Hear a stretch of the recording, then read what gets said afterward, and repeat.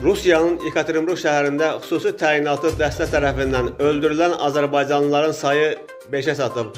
Məlum olub ki, Rusiyanın Yekaterinburg şəhərində Federal Təhlükəsizlik Xidmətinin əməkdaşlarının keçirdiyi əməliyyat nəticəsində Ziyəddin və Hüseyin Səfərov qardaşlarının əmisi oğlu Kamal Qədimənoğlu Səfərov da öldürülüb.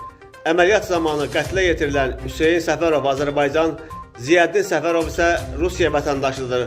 Bundan başqa Səfərovlar ailəsinin daha 2 üzvü Ayaz Möhbəloğlu Səfərov və onun qardaşı Məzahir Möhbəloğlu Səfərov isə xəstəxanada həyatlarını itiriblər. Bununla da ötən gün baş vermiş basqın nəticəsində Səfərovlar ailəsində öldürülənlərin sayı 5-ə çatıb. Artıq Azərbaycanın Xarici İşlər Nazirliyi hadisə ilə bağlı bəyanat yayıb. Eyni zamanda Rusiyanın Azərbaycandakı səfirliyinin müvəqqəti işlər vəkili Azərbaycanın Xarici İşlər Nazirliyinə çağırılıb. Bu barədə Azərbaycanın Xarici İşlər Nazirliyi məlumat yayıb.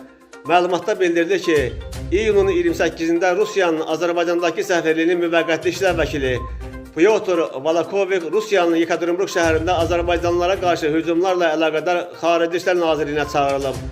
Rusiya tərəfinə 27 iyun 2025-ci il tarixində həmvətənlərimizin yaşadığı mənzillərdə Rusiyanın təhlükəsizlik qüvvələri tərəfindən 2 Azərbaycanlının qəddarlıqla qətlə yetirildiyi, bir neçə nəfərin ağır bədən xəsarətləri aldığı, 9 nəfərin isə həbs edildiyi reydləri ilə bağlı kəskin etiraz bildirilib.